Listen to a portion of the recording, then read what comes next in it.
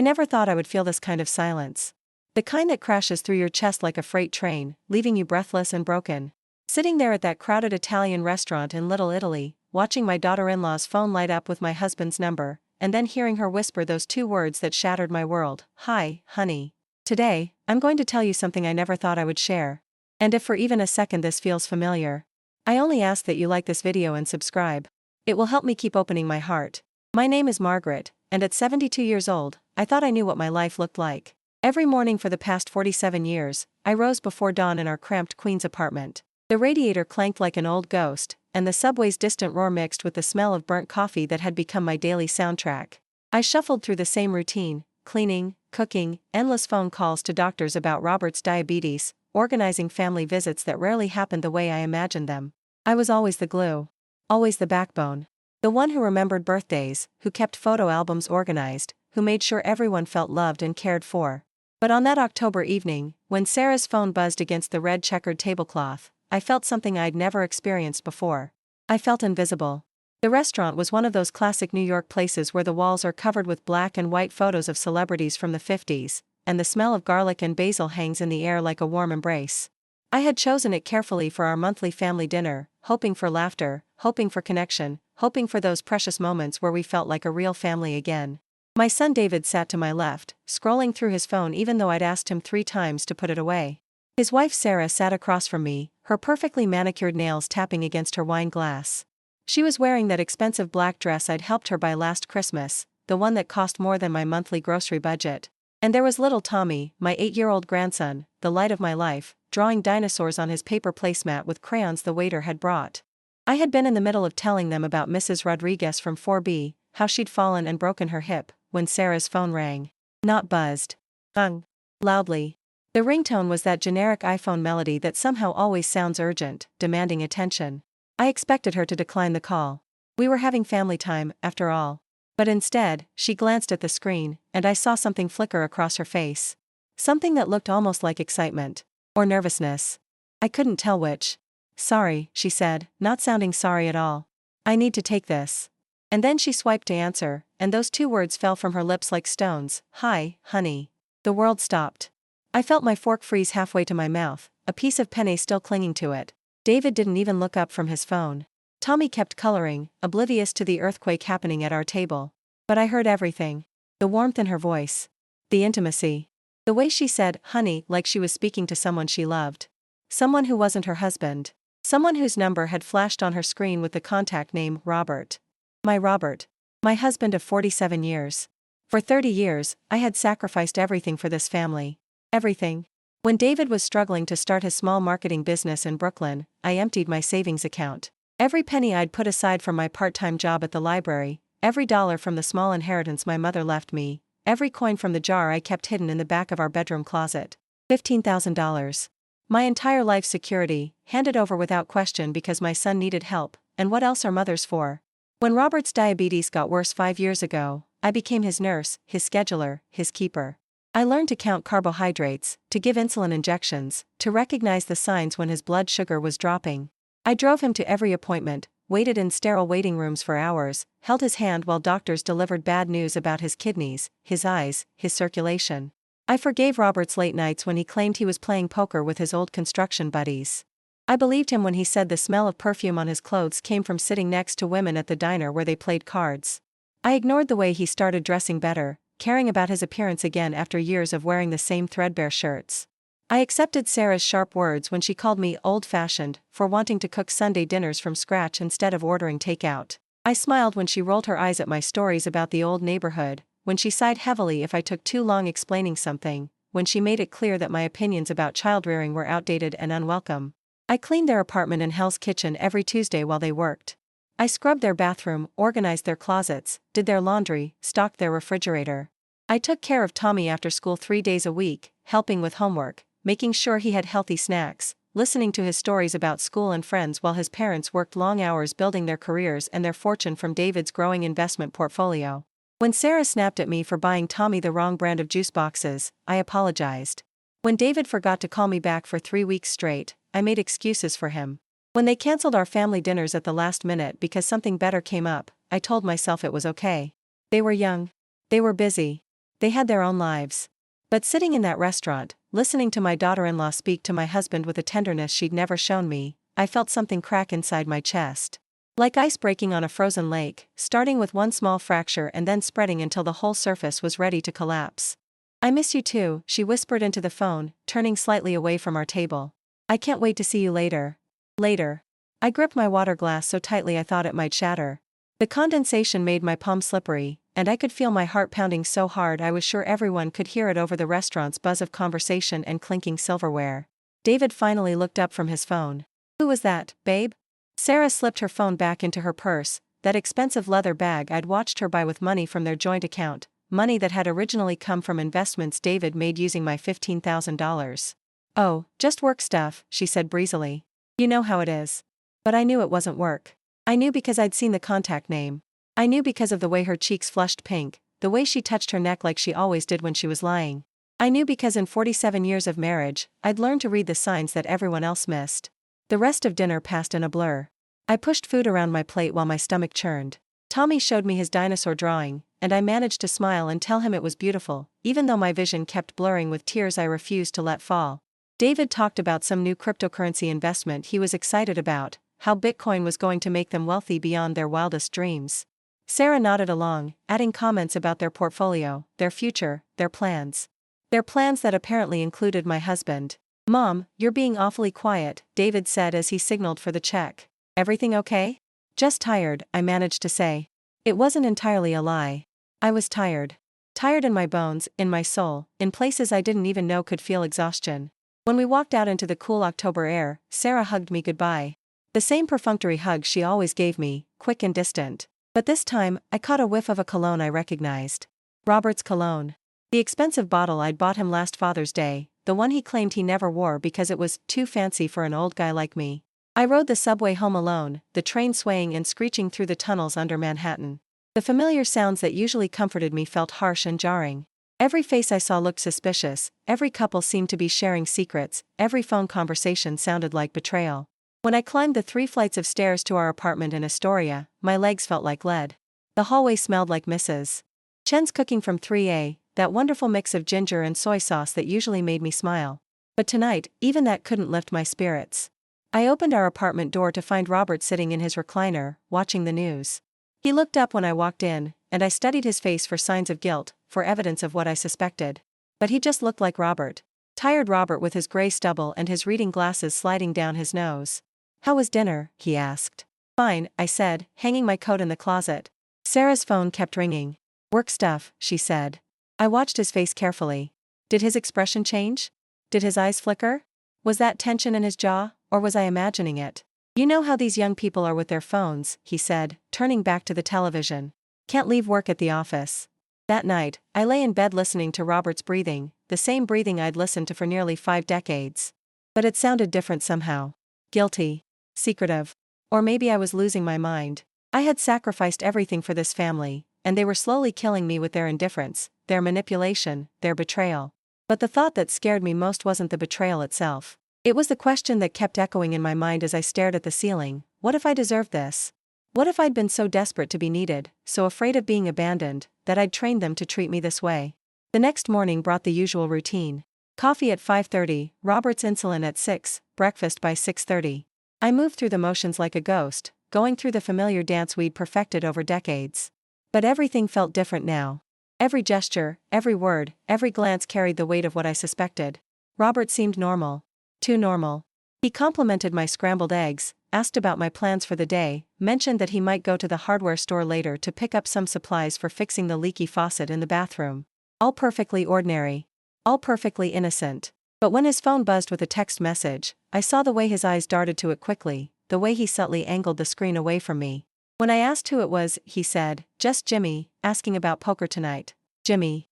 His old friend from the construction site. The one who'd supposedly been organizing these card games for the past year.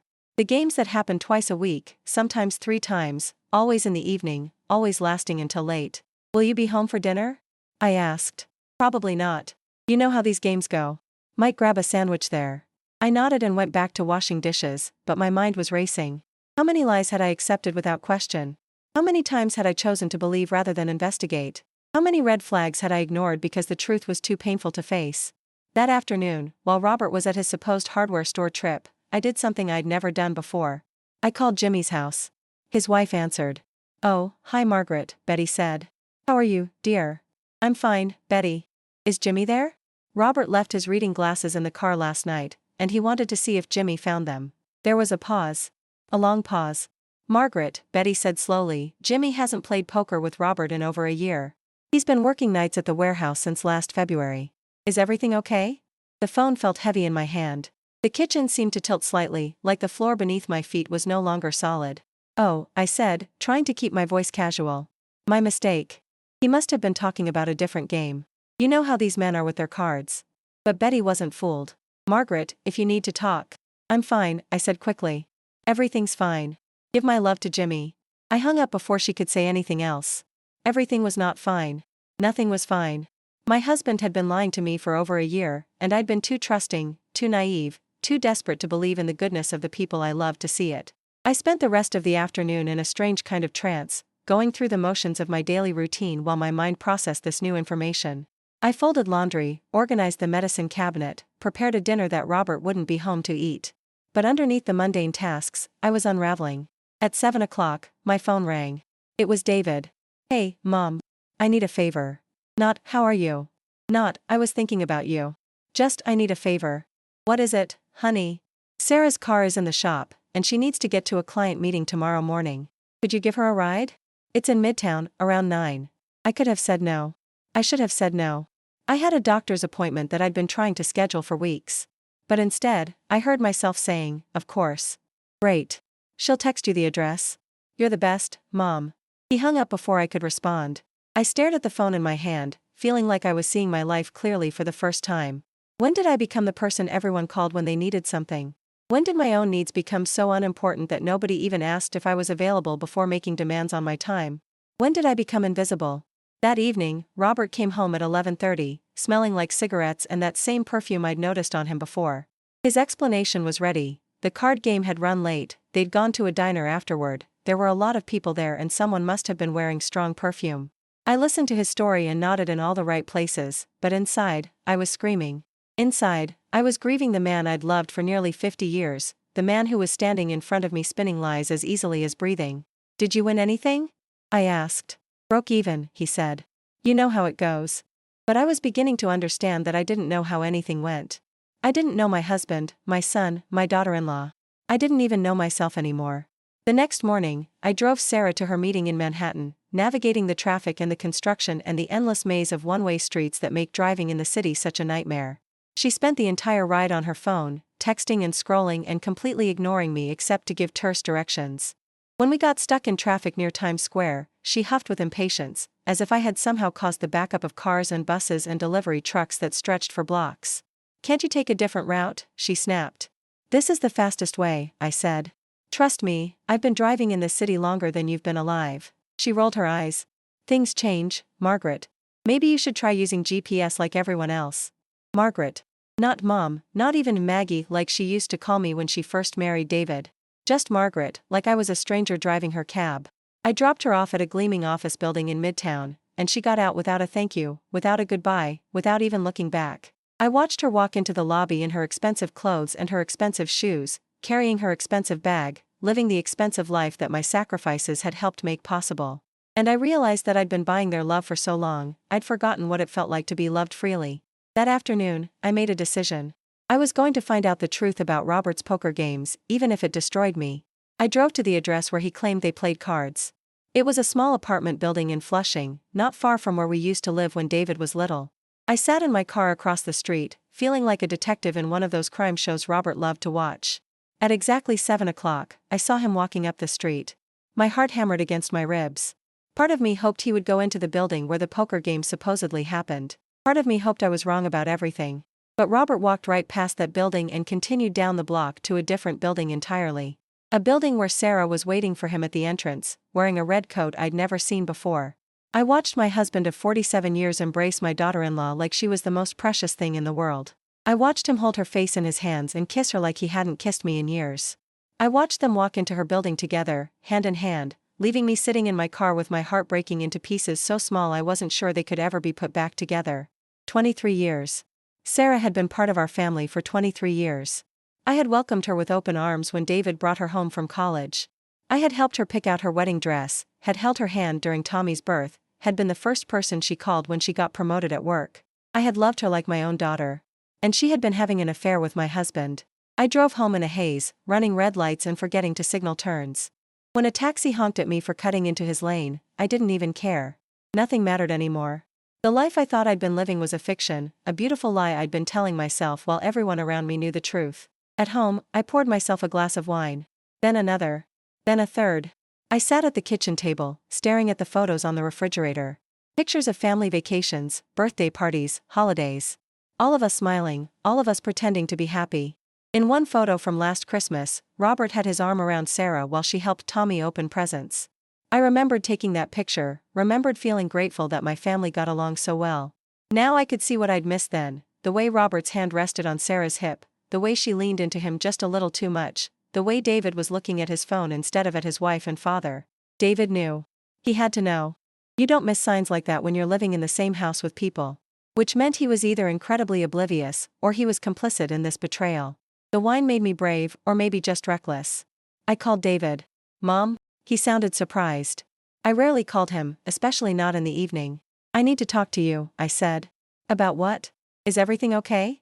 Is everything okay? I repeated. That's what I'm trying to figure out, David. Is everything okay in your marriage? There was a long pause. In the background, I could hear the television, the sound of ice clinking in a glass. What kind of question is that? He said finally. The kind a mother asks when she's worried about her son. Mom, you're not making any sense. Have you been drinking? The question hit me like a slap. Had I been drinking? Yes. Did that make my concerns less valid? Did that give him permission to dismiss me like a crazy old woman? I'm worried about you and Sarah, I said, trying to keep my voice steady. You don't seem happy. We're fine, Mom. Really? Why would you think we're not happy? Because your wife is having an affair with your father. The words came out before I could stop them. Brutal and direct and true. Another long pause. This one stretched so long I thought he might have hung up. Mom, he said finally, and his voice sounded different. Tired. Resigned. You need to stop. Stop what? Stop caring about my family? Stop noticing when something's wrong. Stop creating drama where there isn't any. Stop looking for problems. Stop making everything about you. Making everything about me. Is that what I was doing? Is that what I'd always done? David, I saw them together. Tonight. You saw what you wanted to see, he interrupted. You're lonely, Mom. Dad's getting older, he's not as attentive as he used to be. You're looking for someone to blame, and Sarah's an easy target because she's not your real daughter. His words cut deeper than he knew. Sarah's not your real daughter. As if the love I'd poured into her for over 2 decades meant nothing because we didn't share blood. As if the time I'd spent caring for her, supporting her, believing in her, was somehow less valid than biological connection. I know what I saw, I said quietly. You saw Dad talking to Sarah. You saw them hugging goodbye. You saw normal family interaction and turned it into some soap opera drama because you're bored and depressed and you need something to fix. Each word was like a tiny knife, slicing away at my confidence, at my sanity, at my right to trust my own eyes and instincts.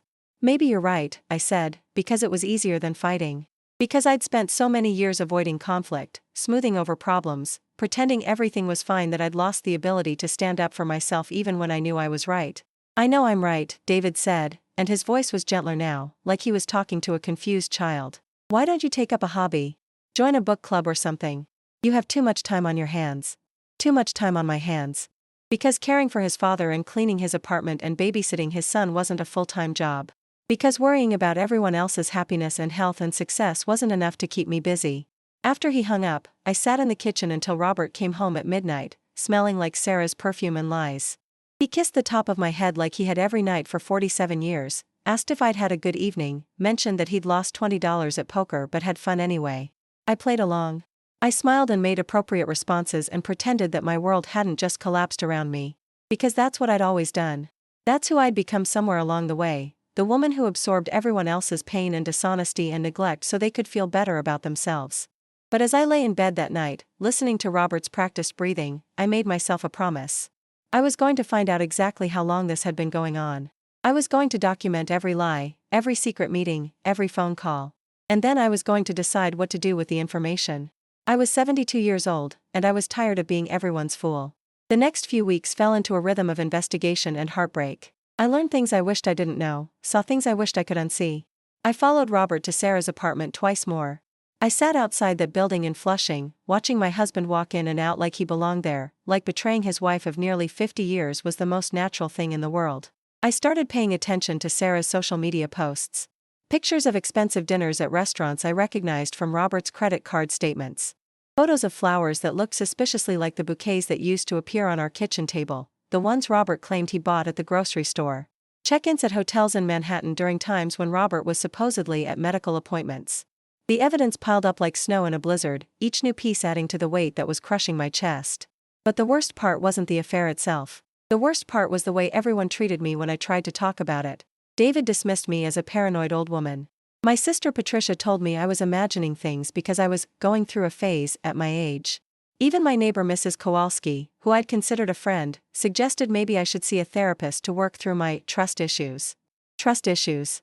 As if the problem was my inability to trust, not their inability to be trustworthy. I stopped talking about it. I stopped bringing up my concerns. I learned to smile and nod and pretend everything was normal while inside I was screaming. 3 months after that terrible dinner in Little Italy, Sarah called me on a Tuesday morning. "Margaret," she said, not bothering with pleasantries, "I need you to watch Tommy this afternoon. Something came up at work." Something came up at work. On a Tuesday. The same day Robert had his doctor's appointment in Manhattan. "I have my own appointment this afternoon," I said. "With Dr. Miller. I've been trying to get this appointment for months. Can't you reschedule?" Just like that. "Can't you reschedule your own healthcare so I can spend the afternoon having sex with your husband?" "I'd rather not," I said. There was a pause, and when Sarah spoke again, her voice had an edge to it. "Margaret, I'm in a bind here. David's in meetings all day, and I don't have anyone else to call." Anyone else to call. After 2 decades of being her first call for everything, I'd become her last resort. "I'm sorry," I said. "I really can't miss this appointment." "Fine," she snapped. "I'll figure something else out." She hung up without saying goodbye. That afternoon, I sat in Dr. Miller's waiting room, surrounded by other elderly patients with their worried faces and their stacks of medical forms. The television was tuned to a daytime talk show where beautiful young people discussed their relationship problems while an audience of strangers applauded and gasped on cue. Dr. Miller had been my doctor for 15 years, and he knew me well enough to notice that something was wrong the moment I walked into his examination room. "You look tired, Margaret," he said, settling into his chair across from me. "How are you sleeping?" "Not well," I admitted. "Any particular reason?"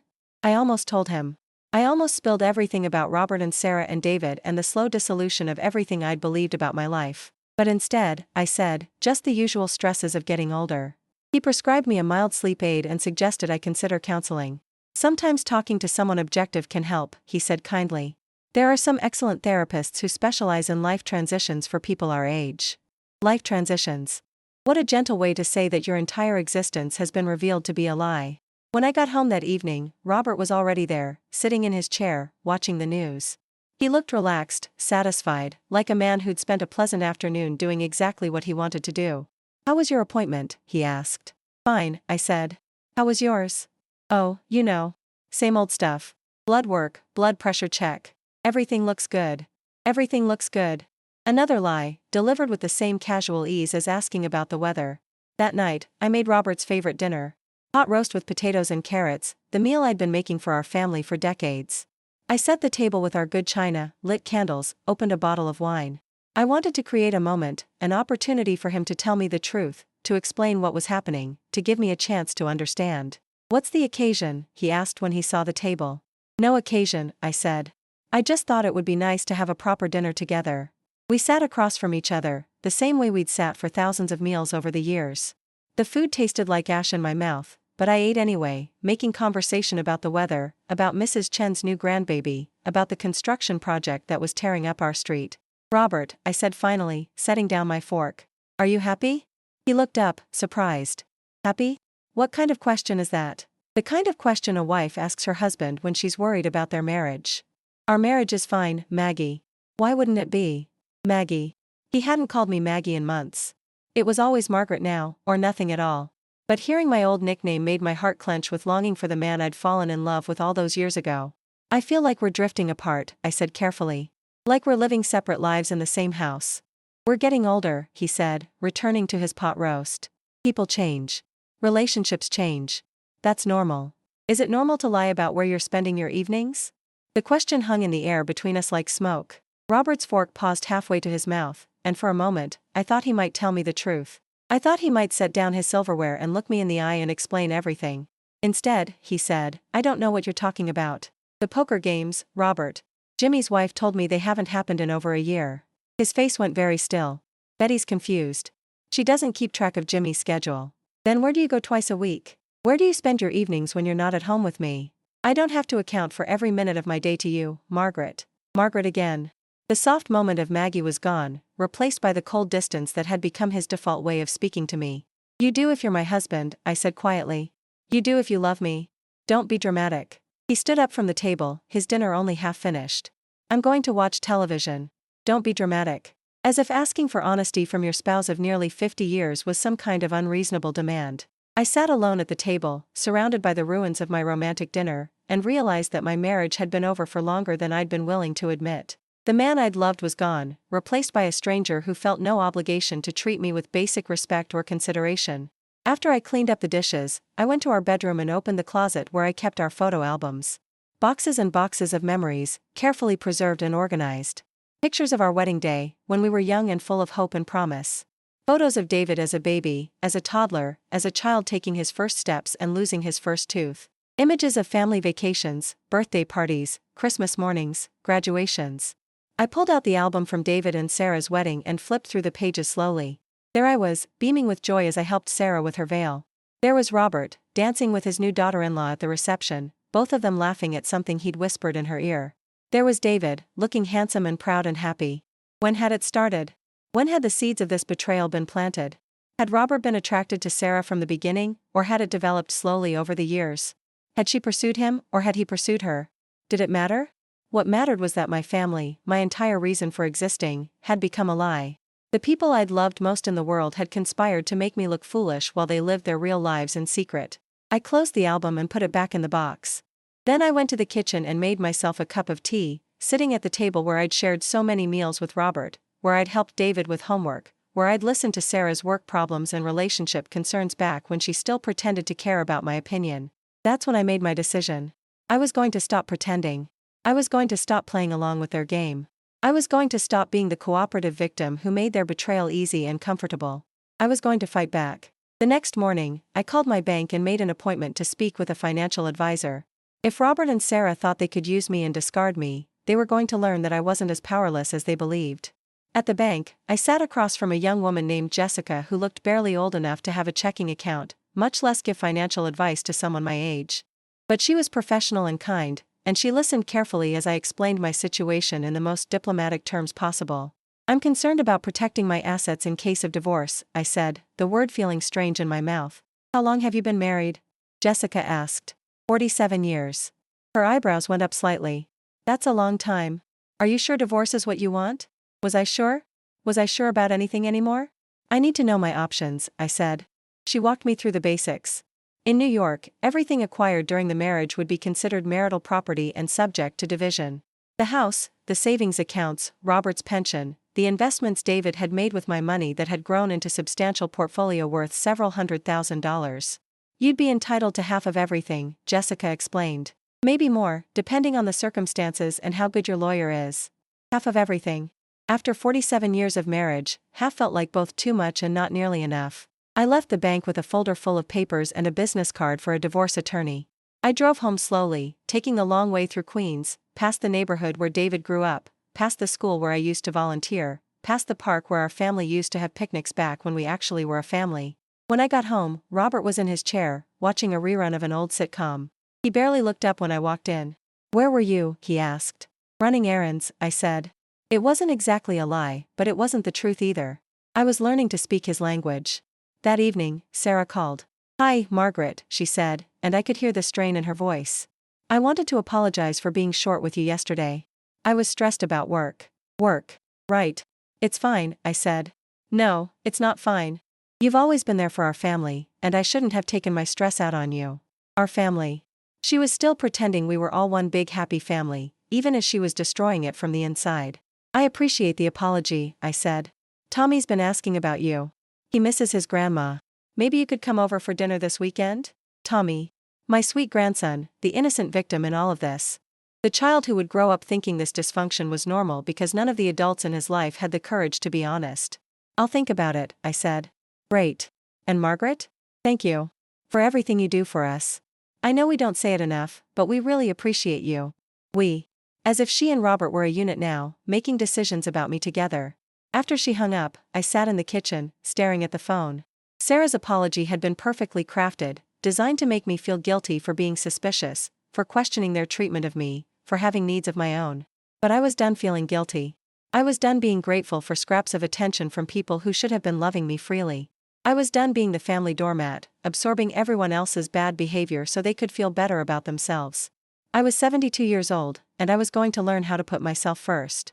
The weekend came, and I didn't go to dinner at David and Sarah's apartment. Instead, I spent Saturday afternoon at the Metropolitan Museum of Art, wandering through galleries I hadn't visited in years, looking at paintings and sculptures and artifacts from civilizations that had risen and fallen while human hearts continued to break and heal and break again.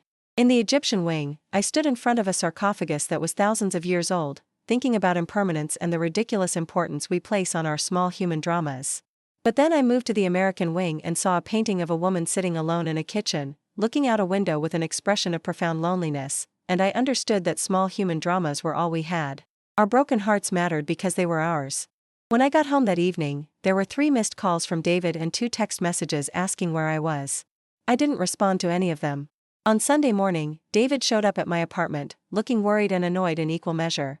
Mom, we were expecting you for dinner last night. Sarah made your favorite lasagna. I didn't say I was coming, I pointed out. But you said you'd think about it. I did think about it. I decided not to come. David stared at me like I'd spoken in a foreign language. But why? Is something wrong? Everything was wrong. Everything had been wrong for months, maybe years, and I was just now admitting it to myself. I wanted to do something for myself for once, I said. What did you do? I went to the museum. The museum. He repeated it like it was the most bizarre thing he'd ever heard. By yourself? Yes, by yourself. People do go places alone, David. But Tommy was disappointed. He made you a picture. Tommy. Of course he brought up Tommy. The one weapon guaranteed to make me feel guilty and compliant. I'm sorry Tommy was disappointed, I said. But I'm not responsible for managing everyone else's expectations. David sat down on my couch, looking genuinely confused. Mom, what's going on with you lately? You're acting different. Different. Yes, I suppose standing up for myself would seem different to someone who was used to me being endlessly accommodating. I'm acting like someone who has her own life and her own needs, I said. But you've always put family first. That's who you are. That's who I am. The family servant. The woman whose only identity was her willingness to sacrifice everything for people who didn't even notice her sacrifices. Maybe it's time I put myself first for a change, I said. David looked like I'd slapped him. That's very selfish, Mom. Selfish. 47 years of marriage, 38 years of motherhood, 23 years of being the best mother-in-law and grandmother I knew how to be, and the first time I missed one family dinner, I was selfish. Good, I said. Maybe it's time I learned how to be selfish. He left shortly after that, muttering about midlife crises and hormones and the stress of aging. As if everything I was feeling could be explained away by biology and dismissed as temporary insanity. That night, I made myself a decision. I was going to find out exactly how deep this betrayal went. I was going to get proof, real proof, not just suspicious behavior and coincidences and gut instincts that everyone could explain away. I hired a private investigator.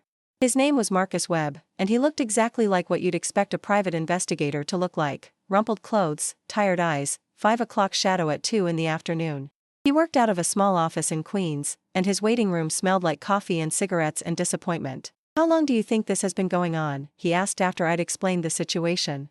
I don't know, I said. Maybe a year. Maybe longer. And you want photographic evidence? I want proof that can't be explained away or dismissed or blamed on my imagination. That'll cost extra, he said. Photos, video, documentation of where they go and how long they stay. You're looking at about $1,500, maybe $2,000. $2,000. It seemed like a fortune and a bargain at the same time. What price do you put on your sanity? What's it worth to know you're not crazy? How long will it take? I asked. Couple of weeks, if they're as careless as you say they are. They were careless. That was the thing that hurt most of all. They weren't even trying very hard to hide it from me. They thought I was too stupid, too trusting, too beaten down to figure it out. I wrote Marcus a check for $500 as a retainer and went home to wait. The waiting was the worst part. Every day felt like a year. I jumped every time the phone rang, thinking it might be Marcus with news. I watched Robert's face for signs of guilt or nervousness, but he seemed completely relaxed, completely confident that his secret was safe. Sarah called twice that week to chat about nothing in particular, her voice bright and cheerful, asking about my health and my plans and whether I needed anything from the store. Playing the part of the devoted daughter-in-law while she slept with my husband. David stopped by once to check on me, bringing Tommy with him. My grandson was as sweet as ever, hugging me tightly and showing me a drawing he'd made of our family. In his picture, we were all holding hands and smiling, standing in front of a house with a rainbow overhead. The innocent optimism of it broke my heart. "Grandma, why didn't you come to dinner?" Tommy asked while David was in the bathroom. "I was busy that night, sweetheart," I said. "But Mommy made lasagna. Your favorite." "I know. Maybe next time. Promise?" I looked into his 8-year-old eyes, so trusting, so full of love, and I couldn't bring myself to lie to him.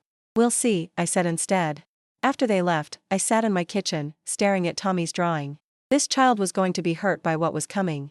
His family was going to explode, and there was nothing I could do to protect him from the fallout. But I couldn't protect him by enabling the lies that were poisoning all of us either. Marcus called on a Thursday afternoon. "I've got what you need," he said. "Can you come to my office tomorrow morning?" That night, I barely slept. I kept thinking about Pandora's box, about how once you open it, you can never close it again. Once I saw those photos, once I had undeniable proof of Robert and Sarah's affair, my life as I knew it would be over. But then I reminded myself that my life as I knew it was already over. It had been over the moment I heard Sarah answer her phone and call my husband, honey. Everything since then had just been denial. Marcus's office felt different when I walked in Friday morning. More final. More official.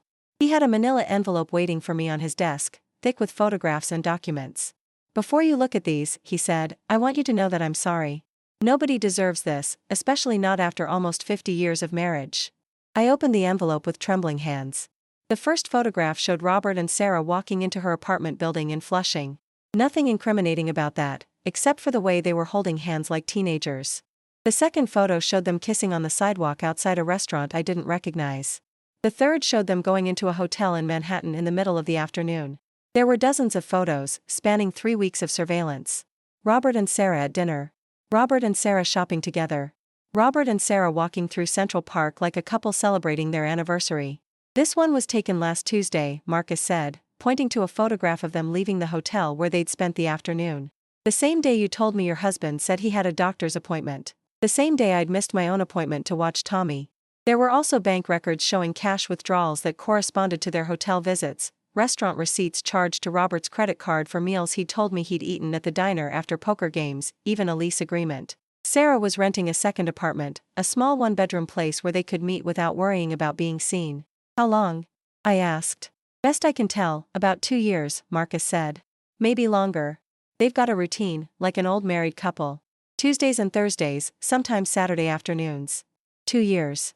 2 years of lies, 2 years of making me feel crazy for noticing that something was wrong, 2 years of family dinners where they sat across from each other pretending to be nothing more than in-laws while I served them food and cleaned up after them like a housekeeper who didn't know her place. I paid Marcus the rest of his fee and drove home with the envelope on the passenger seat of my car like a bomb waiting to explode. At home, I spread the photographs across my kitchen table and stared at them for a long time. Robert looked happy in these pictures. Happier than I'd seen him look in years. Sarah looked beautiful and young and radiant, the way she used to look when she first married David. They were in love. That was the cruelest part of all. This wasn't just a physical affair, wasn't just an old man having a midlife crisis with a younger woman. They genuinely cared about each other. They had built a whole secret life together, complete with inside jokes and private rituals and shared dreams for the future. A future that didn't include me. I gathered up the photos and put them back in the envelope. Then I called my sister Patricia in Florida. "Margaret?" She sounded surprised. We didn't talk often, despite being sisters. Distance and different lifestyles had created a gap between us that we'd never quite managed to bridge. "I need to tell you something," I said. "And I need you to listen without interrupting." I told her everything. About the dinner in Little Italy, about the poker games that didn't exist, about hiring a private investigator. About the photographs now sitting on my kitchen table like evidence in a murder trial. When I finished, there was a long silence. "Oh, honey," Patricia said finally. "I'm so sorry.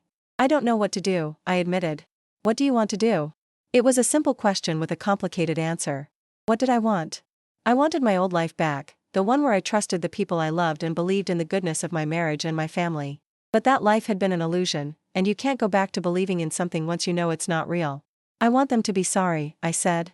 I want them to understand what they've done to me. And then what? I don't know. Do you want to save your marriage? Did I? Could I forgive 47 years of Robert lying to me, making me feel like I was losing my mind, letting me doubt my own perceptions and instincts? Could I pretend to forget about Sarah calling him honey and holding his hand and building a secret life with him while I washed his clothes and cooked his meals and worried about his blood sugar? I don't think so, I said. Then you know what you have to do. I knew what I had to do, but knowing and doing are different things. After Patricia and I hung up, I sat in my kitchen as the afternoon faded into evening, thinking about the 47 years Robert and I had shared.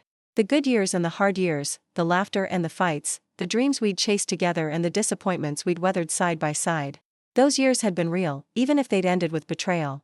I'd loved him completely, and for most of our marriage, I'd believed he loved me the same way. The woman I'd been deserved better than this. The woman I still could be deserved better than this. When Robert came home that evening, I was sitting at the kitchen table with the envelope in front of me. "What's that?" he asked, hanging up his coat. "Evidence," I said. Something in my voice must have warned him, because he went very still. "Evidence of what?" "Of your affair with Sarah." The words hung in the air between us like a challenge. Robert could deny it, could try to gaslight me again, could tell me I was imagining things or being dramatic or going through some kind of psychological breakdown. But we both knew I had proof now, and denials wouldn't work anymore. Instead, he sat down across from me at the table where we'd shared so many meals, so many conversations, so many ordinary moments of married life. "How long have you known?" he asked. I suspected for months. "I knew for sure 3 weeks ago. The night you made pot roast. The night I gave you a chance to tell me the truth." He nodded slowly. "I couldn't. Because you were afraid of losing her, or because you were afraid of losing me?" The question seemed to surprise him. "Both," he said finally. "You can't have both, Robert. You can't have a wife and a mistress and expect both of us to pretend everything is normal." "I know. Do you love her?" Another long pause. "Yes." The honesty was almost worse than the lies had been. At least when he was lying, I could tell myself that this was just a meaningless fling, a mistake he would eventually regret.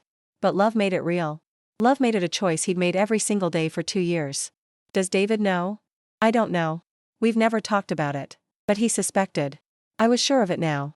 David's dismissive attitude when I tried to talk to him about the affair, his insistence that I was being paranoid and dramatic, his immediate defense of Sarah, it all made sense if he knew what was happening and had decided to look the other way rather than deal with the mess it would create. "What do you want, Margaret?" Robert asked. What did I want? I wanted him to fight for our marriage. I wanted him to tell me that Sarah meant nothing, that he'd made a terrible mistake, that he was willing to do whatever it took to earn back my trust. I wanted him to choose me. But I also wanted to be chosen freely, not out of obligation or fear or guilt. And I could see in his eyes that if forced to make a choice, it wouldn't be me. "I want a divorce," I said.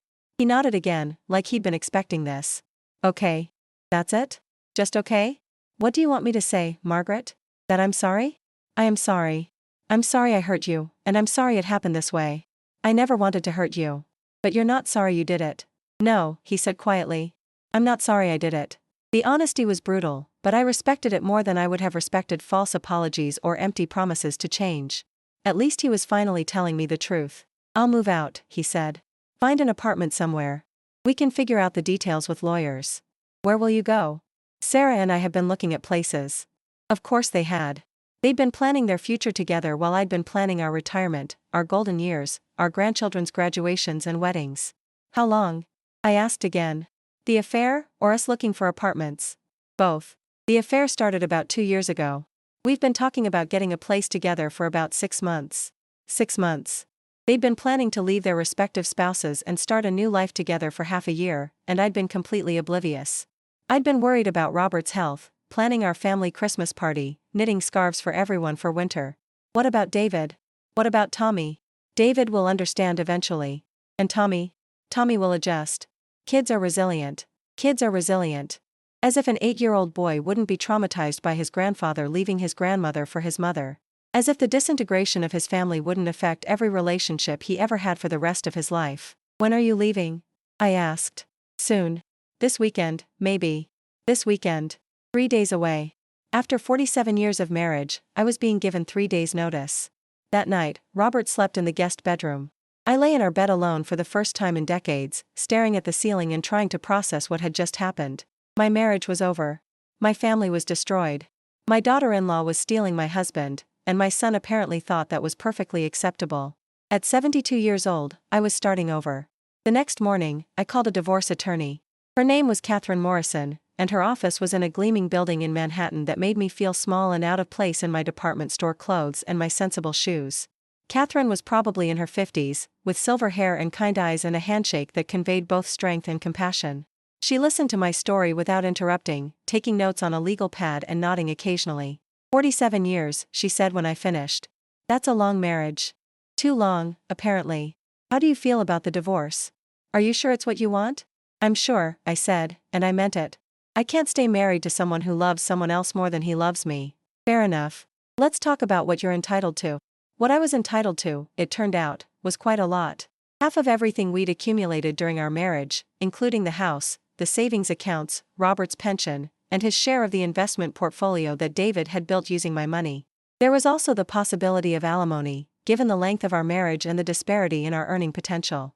You could walk away from this divorce in very comfortable financial shape, Catherine explained. Certainly comfortable enough to maintain your current lifestyle, maybe even improve it. Money. After 47 years of marriage, it all came down to money. Dollars and cents and asset division and actuarial tables calculating how long I was likely to live and how much support I'd need. What about custody? I asked. Of my grandson, I mean. Catherine looked confused. Custody of your grandson? If David and Sarah get divorced because of this, someone has to think about Tommy. Margaret, Catherine said gently, let me make sure I understand the situation. Your husband is having an affair with your daughter-in-law, but you're worried about your son's marriage. When she put it that way, it did sound strange. But David was still my son, and Tommy was still my grandson, and I couldn't just stop caring about them because their wife and mother was destroying our family. I'm worried about everyone, I said. That's very generous of you, but you need to focus on protecting yourself right now. Let David worry about his own marriage and his own child. Protecting myself. It sounded so selfish, so foreign. I'd spent my entire adult life protecting everyone else. I wasn't sure I knew how to put myself first. Catherine gave me a stack of forms to fill out and a list of documents she'd need: tax returns, bank statements, investment records, insurance policies. The paperwork of a life being dismantled. When I got home, Robert was packing. He'd pulled out old suitcases from the back of our bedroom closet, the ones we'd used for vacations back when we still took vacations together. He was folding his clothes carefully, like he was going on a business trip rather than ending our marriage. How long will you be staying at Sarah's? I asked. I don't know. Until we find a place of our own. What about David? Robert paused in his packing. What about him? Are you going to tell him you're leaving me to live with his wife? Sarah will handle David. Sarah will handle David. Like David was a problem to be managed rather than a son who was about to watch his family implode. He's going to hate you, I said. Maybe. For a while. Robert, you're destroying your relationship with your son. How can you be so casual about that? He sat down on the edge of the bed, a stack of shirts in his hands.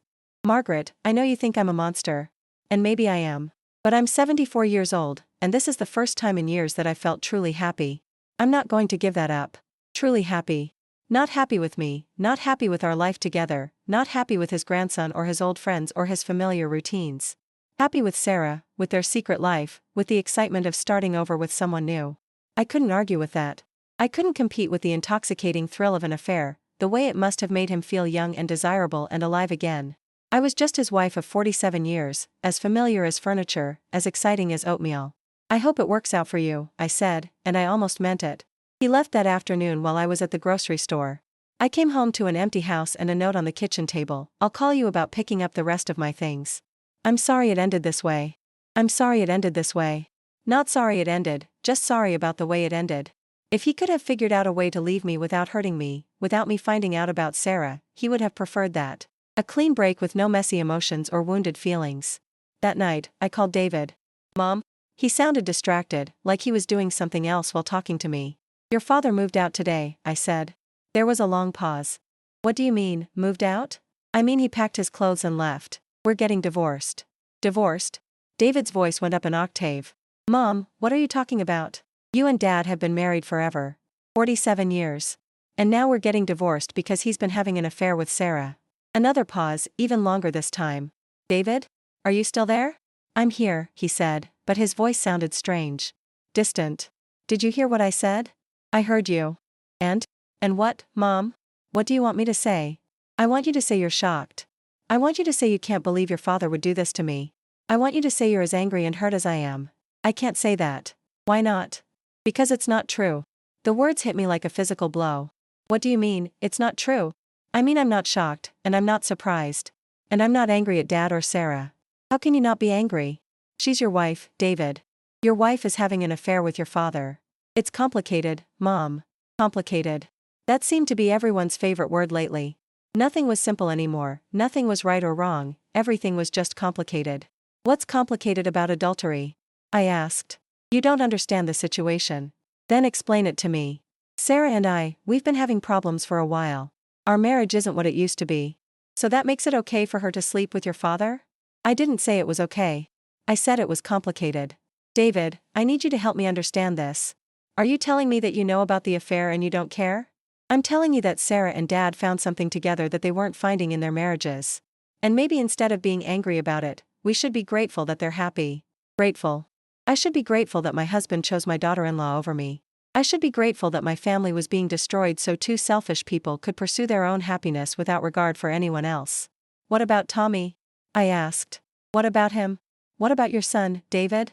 What's going to happen to him when his mother leaves his father to live with his grandfather? Kids adapt. He'll be fine.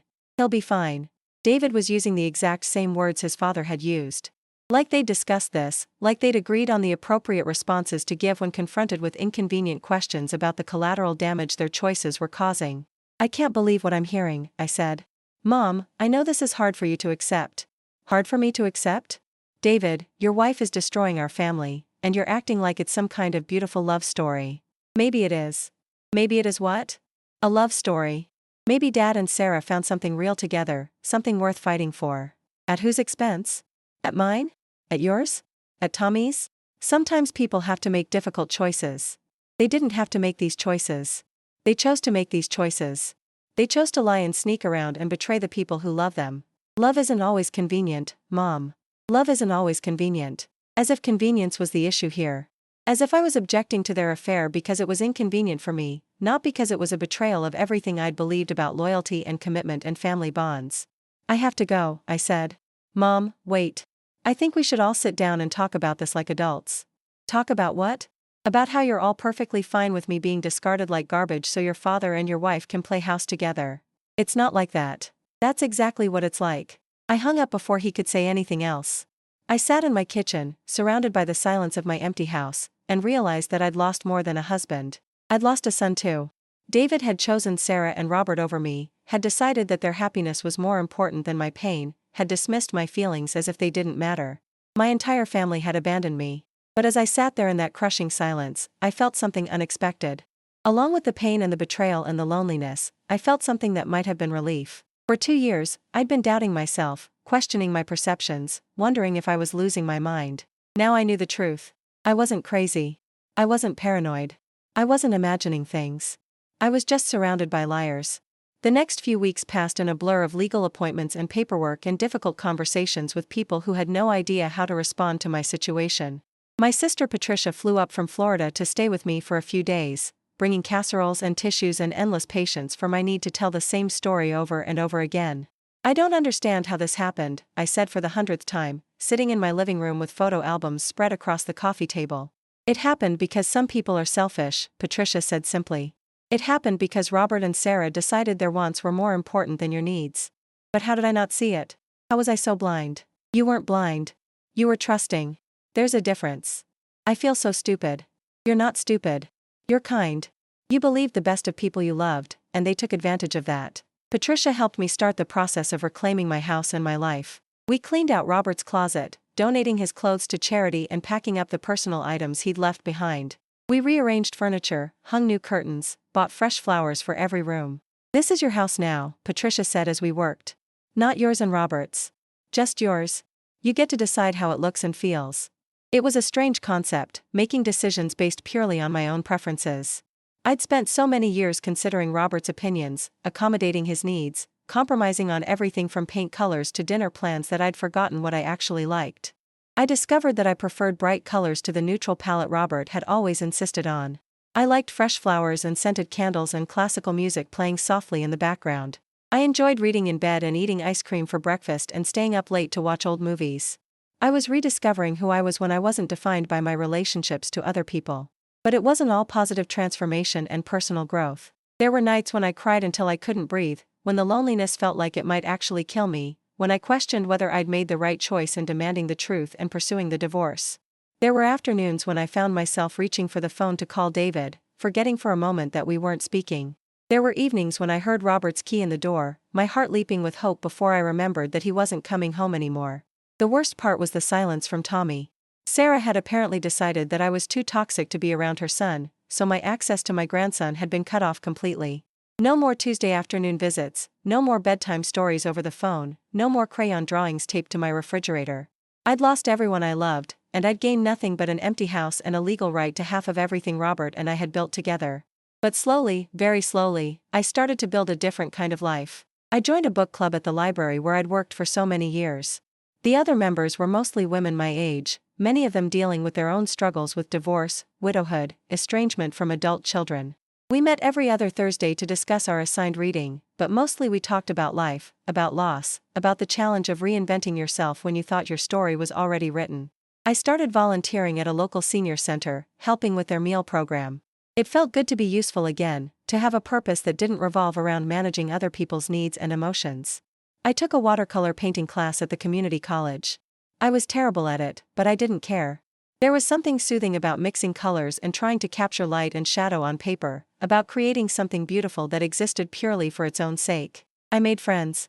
Real friends, not just family members who tolerated me or neighbors who exchanged pleasantries over the fence. Women who chose to spend time with me because they enjoyed my company, not because they needed something from me. My divorce was finalized 6 months after Robert moved out. I got the house, half of our savings, a portion of his pension, and a lump sum payment that would ensure my financial security for the rest of my life. Robert got his freedom and Sarah and whatever happiness they could build together. On the day the divorce became final, I expected to feel something dramatic. Relief or sadness or anger or closure.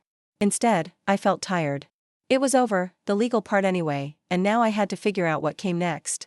I was 73 years old, divorced, estranged from my son, cut off from my grandson, starting over in ways I'd never imagined possible. But I was also free. A year after Robert moved out, I decided to sell the house. It was too big for one person, too full of memories I didn't want to keep reliving. I found a smaller place, a condo in a complex designed for active seniors, with a pool and a fitness center and organized activities for people who were building new lives after major changes. My new home was bright and airy, with big windows and a small garden where I could grow flowers. I decorated it exactly the way I wanted, with no compromises or considerations for anyone else's taste. I hung paintings I loved, bought furniture that made me happy, filled the space with books and music and plants. For the first time in my adult life, I was living in a home that reflected only me. I heard through mutual friends that Robert and Sarah had moved to a condo in Manhattan, that they were happy, that Sarah was pregnant. At 75, Robert was going to be a father again. At 45, Sarah was going to have a baby with a man old enough to be her grandfather. I felt sorry for that baby, who would grow up in a family built on lies and betrayal, who would never quite understand why his older brother Tommy lived with a different father and had a different relationship with his mother. But I didn't feel sorry enough to let it consume me. Their choices were no longer my responsibility. David sent me a card on my birthday, a generic Hallmark sentiment with a brief note, "Hope you're doing well. Love, David." No phone call, no invitation to get together, no acknowledgement of everything we'd lost. Just a card to assuage his guilt and allow him to tell himself he was still a good son. I didn't respond. I was done making it easy for people to treat me badly. Tommy turned 10 that year. I sent him a birthday present, a set of art supplies and a book about drawing, but I never knew if he received it. Sarah had effectively erased me from his life, and David had allowed it to happen. It hurt. It hurt every single day. But I was learning to carry the hurt without letting it define me, without letting it prevent me from building new sources of joy and meaning in my life. I traveled that year, something I'd always wanted to do but had never made time for when I was busy taking care of everyone else. I took a cruise to Alaska, joined a tour group that visited the gardens of England, spent a week in Santa Fe learning about Native American pottery. I discovered that I was braver than I'd thought, more adaptable, more capable of enjoying my own company. I could navigate airports and museums and foreign restaurants by myself. I could strike up conversations with strangers and make temporary friendships with fellow travelers. I could handle unexpected problems and changes of plan without anyone else's help or approval. I was not just Robert's wife or David's mother or Tommy's grandmother. I was Margaret, a whole person with my own interests and abilities and dreams. But the real test came 2 years after my divorce, when I got a phone call that changed everything again. Mrs. Hoffman. The voice was young, female, unfamiliar. Yes? This is Detective Rodriguez with the New York Police Department. I'm calling about your ex-husband, Robert Hoffman. My heart stopped. Despite everything that had happened between us, despite the way our marriage had ended, Robert was still the father of my child, the man I'd loved for most of my adult life. The idea of something happening to him filled me with dread. Is he? He's alive, Detective Rodriguez said quickly. But he's been arrested. Arrested? For what? Embezzlement. He's been stealing money from his former employer's pension fund. We're talking about a significant amount of money, Mrs. Hoffman. Several $100,000 over a period of about 3 years. Several $100,000. The money that had allowed Robert and Sarah to live their expensive lifestyle, to rent their Manhattan condo, to plan for their future together.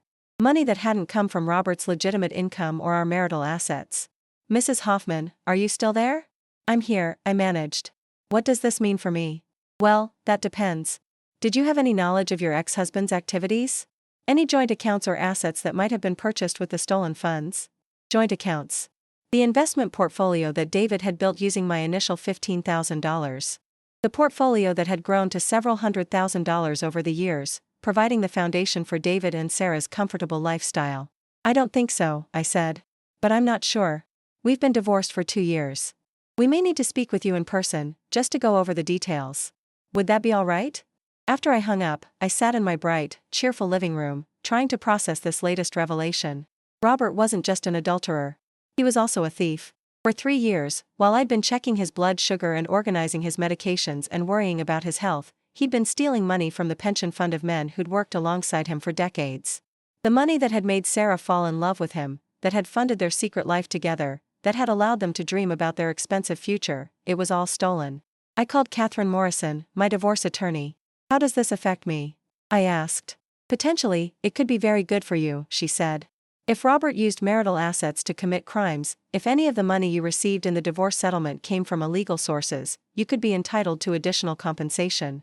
The court might also decide to invalidate parts of the divorce agreement if it turns out Robert was hiding assets. And if David's investment portfolio was funded with stolen money? That would be David's problem to sort out with the authorities. David's problem. My son, who had chosen his father and his wife over his mother, who had dismissed my pain as unimportant, who had cut me out of his life to make room for their dysfunction, he might now face financial ruin because of the people he'd chosen to support. I should have felt satisfaction. I should have felt vindicated. But mostly, I felt tired. The investigation took months to unfold. Robert was ultimately convicted and sentenced to 5 years in prison.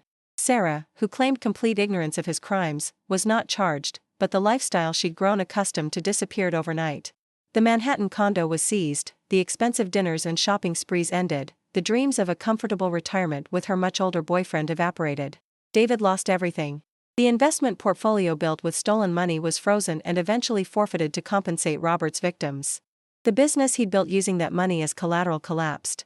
His marriage to Sarah, already strained by the scandal and the financial pressure, finally ended when she left him for another man, someone younger and wealthier and not connected to the disaster that Robert had created. Tommy, now 11, came to live with David in a small apartment in Queens, not far from where I'd raised David himself 30 years earlier. Sarah moved away, possibly to another state, definitely out of our lives. And David, humbled by loss and facing the challenge of raising his son alone, called me for the first time in over 2 years. Mom? His voice was different. Smaller. Less certain. Hello, David. I wanted to let you know about Dad. About what happened. I know about your father, I said. I've known for months. You know? The police called me when he was arrested. They had to make sure I wasn't involved. Oh. A long pause. Mom, I'm sorry. Sorry about what, David? Sorry that your father turned out to be a criminal, or sorry that you chose him over me? Both. All of it. Everything. I could hear the tears in his voice, and despite everything that had happened, my heart ached for my little boy who wasn't little anymore, who had made terrible choices and was now facing the consequences. Where are you living now? I asked. In a small place in Astoria. Sarah's gone. She left right after Dad was sentenced. And Tommy? He's with me. It's hard. I don't know how to do this by myself. You learn, I said. One day at a time, you learn. Mom, I know I have no right to ask this, but could we see you? Tommy asks about you sometimes. He remembers his grandma. Tommy. My grandson, who I hadn't seen in over 2 years, who had grown from 8 to 11 while I was erased from his life. Who probably barely remembered the woman who used to read him stories and help with homework and make his favorite cookies. Every instinct told me to be careful. David had hurt me deeply, had chosen other people over me when the stakes were highest, had proven that his love came with conditions and limitations. Why should I risk being hurt again? But Tommy was innocent. Tommy was a child whose life had been turned upside down by the selfish choices of the adults around him. And David was still my son, no matter what he'd done, no matter how much he'd disappointed me. You can come for dinner on Sunday, I said finally. But David, I need you to understand something. I'm not the same person I was 3 years ago. I'm not going to go back to being the family caretaker who absorbs everyone else's problems and asks nothing in return. If you want a relationship with me, it has to be a real relationship, with respect and consideration going both ways. I understand, he said quickly. Yes. Absolutely. And I want you to know that I'm happy now. I have a life here, friends, activities, plans. I'm not sitting around waiting to be needed by people who only remember I exist when they want something from me. I know, Mom. I hope. I'm glad you're happy. The following Sunday, David and Tommy rang my doorbell at exactly 6 o'clock. I opened the door to find my son looking tired and older than his 41 years, and my grandson looking like a stranger I might have met somewhere once, long ago. Hi, Grandma, Tommy said shyly, and my heart broke a little at the formality in his voice. I hugged him carefully, not wanting to overwhelm him but desperate for the contact I'd been denied for so long. He felt bigger in my arms, taller, more solid. 11 instead of 8. 3 years of his childhood that I'd missed because the adults in his life had made it impossible for us to maintain our relationship. We had dinner at my small table, the 3 of us making awkward conversation about school and work and the weather. Tommy told me about his new friends and his favorite subjects and the soccer team he joined. David updated me on his job search and his struggles with managing a household on his own.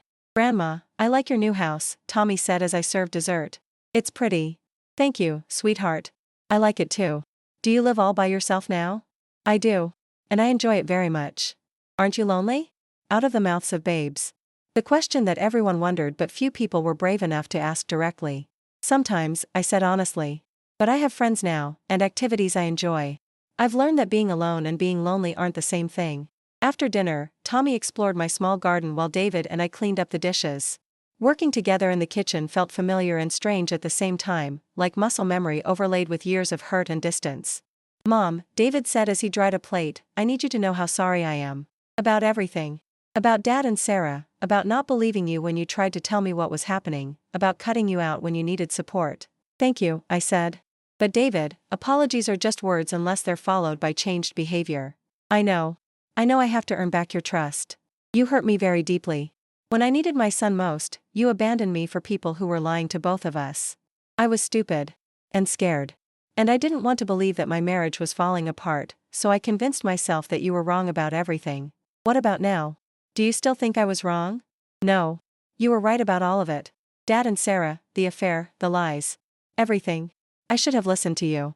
Yes, I said simply. You should have. We finished the dishes in silence, and then David called Tommy in from the garden. At the door, my grandson hugged me goodbye, and this time it felt less formal, more genuine. Can we come back next week? Tommy asked. If your father calls and asks nicely, I said, looking at David. I'd like that very much, David said. They did come back the next week. And the week after that. Slowly, carefully, we began to rebuild some kind of relationship. Not the same relationship we'd had before, too much had happened, too much trust had been broken for that, but something new. David proved his commitment to change by consistently showing up when he said he would, by asking about my life and listening to my answers, by respecting my boundaries when I said no to requests that felt too much like my old role as family caretaker. Tommy and I rediscovered each other gradually. I learned about the young man he was becoming, and he learned about the woman his grandmother had always been underneath her role as family servant. We went to museums and movies, played board games and worked on art projects together. I helped him with homework not because his parents expected it, but because we both enjoyed the time together. I met his friends and attended his soccer games and celebrated his achievements. But I also maintained my own friendships and activities and interests. I wasn't just Tommy's grandmother anymore. I was also Margaret, the woman who had learned to live fully on her own terms. Sarah remarried within a year of her divorce from David, moving across the country with her new husband. Tommy visited her occasionally during school breaks, but their relationship was strained and distant. She'd chosen personal happiness over her child's stability, and that choice had consequences she couldn't undo with occasional phone calls and expensive presents. Robert served 3 years of his 5-year sentence before being released on parole. I heard through mutual acquaintances that he was living in a small apartment in Brooklyn, working as a grocery store clerk, struggling with diabetes and the reality of being an elderly man with no family, no savings, and a criminal record. I felt sorry for him sometimes, imagining him alone in some studio apartment, eating frozen dinners and watching television, remembering better times when he'd been surrounded by people who loved him. But then I reminded myself that he'd made his choices. He'd chosen excitement over stability, passion over commitment, immediate gratification over long-term happiness. Those choices had consequences too. 3 years after that first tentative dinner, David met someone new. Her name was Lisa, and she was a kindergarten teacher, divorced with no children of her own. She was kind to Tommy and respectful to me, and she seemed to genuinely care about David rather than what he could do for her. I liked her immediately, but I was careful not to invest too much emotion in their relationship too soon. I'd learned the hard way that people could disappear from your life without warning, that love didn't always last, that families could be temporary arrangements rather than permanent bonds. But Lisa was different from Sarah in important ways. She asked me about my life and remembered my answers. She invited me to join them for dinners and outings without making me feel like a burden or an obligation. She encouraged David to maintain his relationship with me and never competed with me for his attention or loyalty. When they got engaged after dating for 2 years, I was genuinely happy for them. When they asked me to help plan their wedding, I said yes, but I also made it clear that I was participating because I wanted to, not because it was expected of me or because I needed to prove my usefulness to the family. Their wedding was small and simple, held in the garden of Lisa's apartment building in Manhattan. Tommy walked his father down the aisle, and I sat in the front row next to Lisa's parents, all of us crying happy tears as David and Lisa promised to love and honor each other for the rest of their lives. At the reception, Tommy gave a speech about how grateful he was to have Lisa in their family, and how much he'd learned watching his father become a better man because of her love. David thanked me publicly for never giving up on him, even when he'd given up on himself. I danced with my son to "The Way You Look Tonight," and he whispered in my ear, "Thank you for forgiving me, Mom. Thank you for giving me another chance. Thank you for earning it," I whispered back. I was 77 years old, and I was dancing at my son's second wedding, surrounded by people who chose to love me and whom I chose to love in return. It wasn't the life I'd planned when I was young. It wasn't the family I'd expected to have. But it was good. It was enough. It was mine. That night, I went home to my small, bright condo and sat in my garden under the stars, thinking about the journey that had brought me to this moment. The betrayal that had nearly destroyed me had also freed me. The loss that had broken my heart had also opened it to new possibilities. I'd learned that love doesn't always look the way you expect it to. I'd learned that family can be chosen as well as inherited. I'd learned that it's never too late to start over, to demand better for yourself, to refuse to accept scraps when you deserve a feast. I'd learned that sometimes the worst thing that can happen to you turns out to be the best thing that could have happened to you, even if it takes years to understand why. I thought about Robert, alone in his small apartment, paying the price for choosing temporary passion over lasting love. I thought about Sarah, married to her third husband now, still searching for something outside herself that could only be found within. I thought about the woman I'd been at 72, sitting in that Italian restaurant, hearing my daughter-in-law call my husband honey, and feeling my world collapse around me. That woman had been so afraid of being alone that she'd accepted loneliness as the price of maintaining relationships. She'd been so desperate to be loved that she'd forgotten to love herself. I wasn't that woman anymore. I was 77 years old, and I was finally free. Free to choose how I spent my time, where I spent my energy, whom I allowed into my life and heart. Free to say no without guilt and yes without fear. Free to be myself, fully and completely, without apology or explanation. The stars were bright that night, and I made a wish on every one of them. Not for the past to be different, not for people to change, not for second chances or do-overs or happily ever afters. I wished for wisdom to continue making good choices. I wished for health to enjoy the years I had left. I wished for peace with what had been and excitement about what was still to come. And as I sat there in my garden, surrounded by flowers I'd planted and tended myself, in a home I'd chosen and decorated according to my own taste, I realized that all of those wishes had already come true. I was exactly where I was supposed to be, exactly who I was supposed to be, at exactly the right time in my life. And that was enough.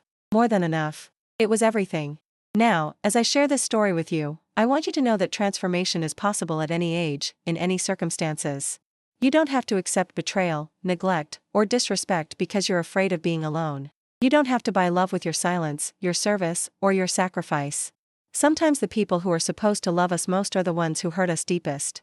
Sometimes family members are the last people we should trust with our hearts. Sometimes the life we've built is the life we need to leave behind in order to find ourselves.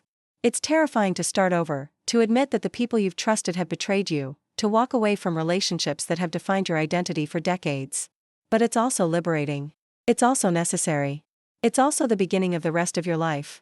Have you ever lived something like this? Have you ever found yourself questioning everything you believed about the people closest to you? Have you ever stood at the crossroads between staying in a situation that was slowly killing your spirit and taking the risk of starting over? I'd love to hear your story in the comments below. If my words have touched you, if anything in my journey resonates with your own experience or gives you hope for your future, please like this video and subscribe.